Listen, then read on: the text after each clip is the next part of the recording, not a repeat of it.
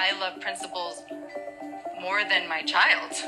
Yikes, that's a really, and that is the truth. Devil in the Family, The Fall of Ruby Franke, Part 7. And these were part of the things they were posting online. They were not making any secret that they were doing really horrible things.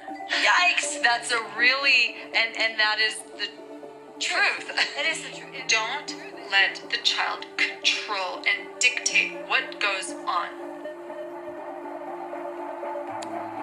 During this time, Chad and Kevin are gone, Sherry has been disowned, the 4 youngest children are still in the custody of Ruby, but neighbors are noticing some of the kids are being left home a lot while she's out of town. Kevin is just MIA, he's gotten an apartment outside of the city, and a lot of people say, why wasn't this reported? It was. Thousands of times, but I have and this is just my theory, I think law enforcement has a private understanding that they're not letting the public know about, that if it's reported from the internet, they don't do anything. Kevin says he has radio silence outside of the men's group he does with Jody and connections that he is still a part of, but other than that, he's not hearing anything. And at this point, Sherry Franke, the oldest child in the Franke family, who also wrote a book, The House of My Mother, which is really good, seriously recommended reading, reached out to the first point of contact that she could think to reach out to, which is completely logical when you need help and it's about your siblings. After about a month, I texted Kevin from college just saying, I love you and I miss you.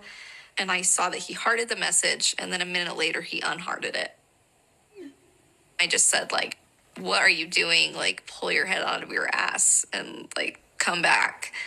And I think I got blocked after that, so I stopped sending text messages. Kevin stated very clearly, even if he had heard what was really going on and had knew what that was about, that he was absolutely going to support his wife over his children.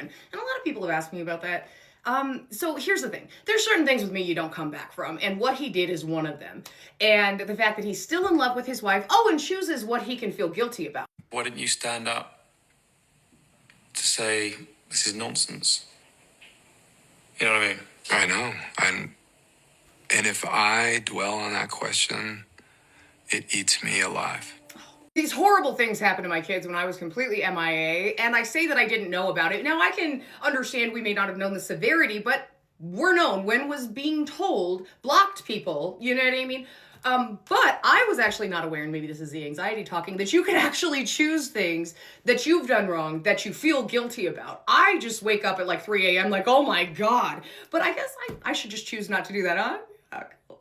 Don't get me wrong, I understand these dynamics far more than people think I do. Go watch some of my old videos. I don't talk about my background as much anymore because I feel like we've discussed that.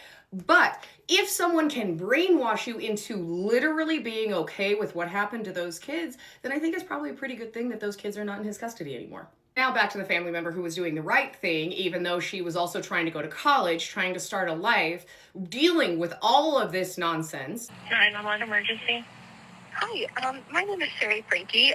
My 4 younger siblings are living in Springville, and my neighbors have been telling me that they have been left home alone, and so I was curious if someone could go check on them. Have you spoke with your parents? They've cut me off, so we're not really on speaking terms.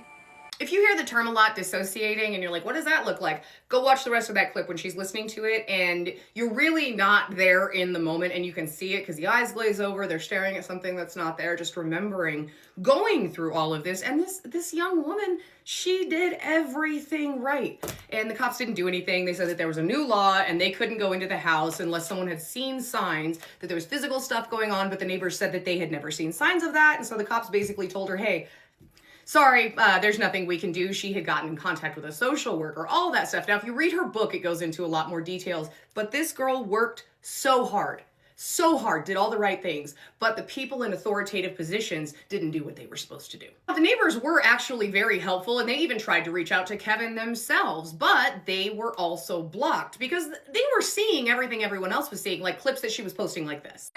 They're putting out these culty videos. She's neglecting her kids. Her kids are, quiet and evasive. They're gonna say, you're hurting me, you're beating me, you're controlling. It's like, no dear, hold still, I'm getting the fire out.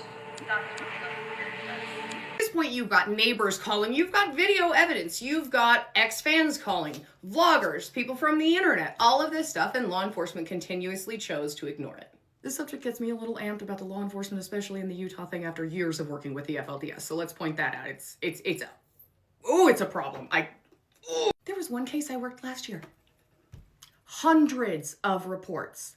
And that cop sat on the stand and said, well, we were trying to build a better relationship with the community, but we didn't feel like we had enough evidence. They had video evidence that my friend took. That had to be forwarded to the FBI for anything to happen. And I mean, the amount of evidence that something like this was happening or was gonna happen, just the list goes on and on. You need to get a surgical knife. You need to put the kid out and surgically go in and find the infection.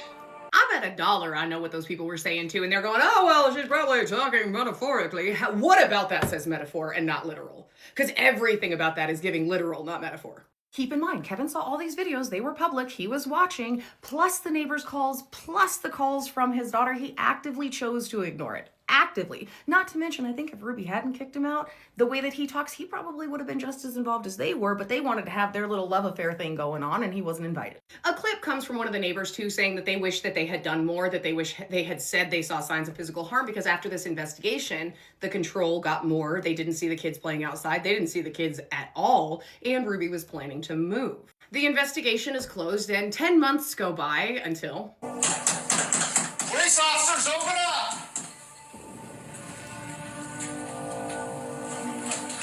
Open the door! The indignation of her attitude blows my mind. Jody, can you just step out? I have my turn. That's great. Step out of the house. No, I'm not gonna step out. Step out of the house. Step out of the house. Whoa. What's this guy's name? Stand beyond. Stand beyond. I will never not be shocked by Jody's indignation. I understand the mental stuff, all of that. But the fact, oh, you can't come in, you're arresting me? You know what you've been doing. Yeah, you're getting arrested. The arrest came after Ruby's son was able to actually escape Jody's house and go to a neighbor's house. The neighbors, you can hear this guy crying while he's calling 911. They were emaciated. They were so skinny you could see their tendons, duct tape on their wrists and ankles. Just a sight that probably will never leave anyone's mind. Mine included, but I'm not going to show you those clips because they're everywhere and I don't feel the need to play that again. Once they are arrested, Ruby contacts Kevin and tells him to go and get the kids and bring them back to her, which he is fully intending to do. We're going to go into all of that in the next and final part, and I hope you guys have a good day.